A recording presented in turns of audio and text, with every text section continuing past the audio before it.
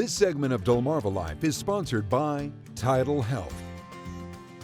Every Tuesday, a healthcare provider from TidalHealth joins us in Historic Studio D to tell us about the exciting advancements in healthcare and how it's delivered to the Delmarva community. But we also turn to TidalHealth for any basic healthcare questions that you may have. Yeah, we do it with a segment called Ask the Doc. And today, the doc is in. Dr. Chris Snyder is Chief Quality Officer and Hospitalist with TidalHealth.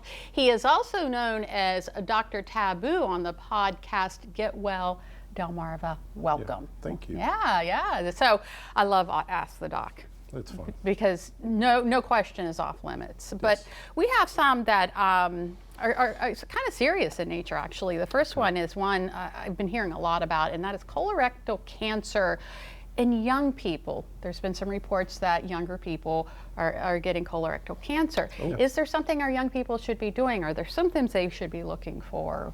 What do you say to them? So definitely.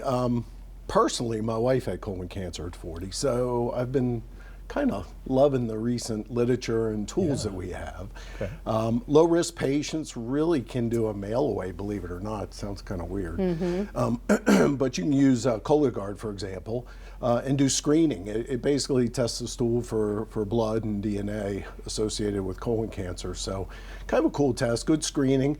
If you have a high risk family like mine is with children who have a parent that had early colon cancer, really colonoscopy is the standard of care, and the earlier the family has colon cancer, the more likelihood you need one sooner than later. 45 is the recommendation for screening now, so age 45 everybody should have at least Cologuard, if not a full colonoscopy if a higher risk population.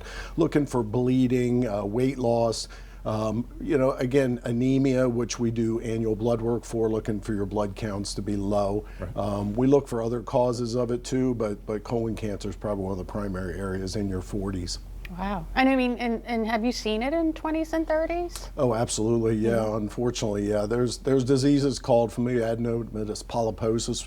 It's where you kind of grow a lot of polyps. Everybody knows what polyps are. Mm-hmm. But there are some families who genetically carry that gene, and because of that gene, we're actually able to test for the gene early on in life. So, for example, my children all had gene testing for my wife because she had FAP. So the treatment of that a lot of times is colonoscopy and early removal of the polyps. Polyps, if cut out, cancer goes away. So it's the treatment too. It's not just diagnosis. The other benefit of it is that screening actually will prevent you from developing colon cancer in your 50s and 60s. So that's why we're checking folks younger, especially the high-risk population. Okay. So our second question is about weight loss, and there are a lot of weight loss companies. Let me make sure I read this right. Weight loss companies are advertising compound GLP-1 medications as a new resource for losing weight.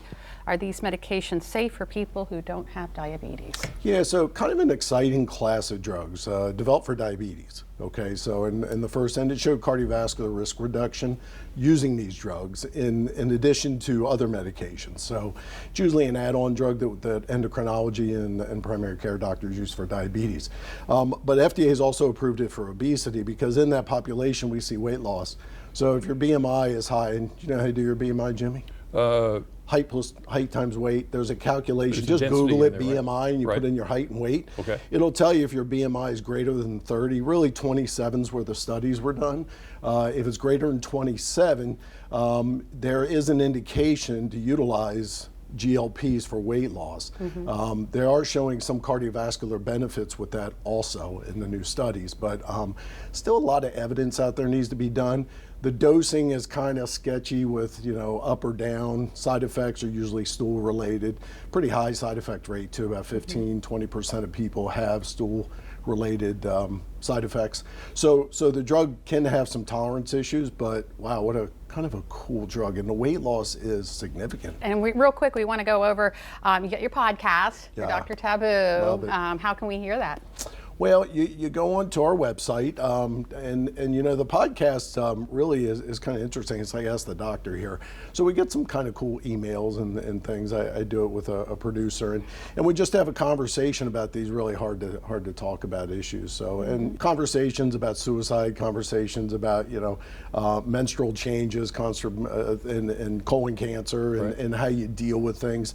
I think it's important we have, you know, an avenue to not only ask questions, but also get pointed in the right direction. So I know I advocate for a ton of my family members personally, and you know, it's really, if you don't have a healthcare provider or nurse or somebody who has some knowledge as to the process, it's pretty complicated. Yeah. So it's important to have somebody who can advise you. So we try to use that as maybe a first step to get you to a doctor, to get you to a counselor, whatever it might be. But that's kind of the role of it. So we're pretty excited about it. I think it's kind of fun to do, and hey, it's good. I can talk. Good to have Thank you you back. so Thank much. you. Thank you. Dr. Taboo.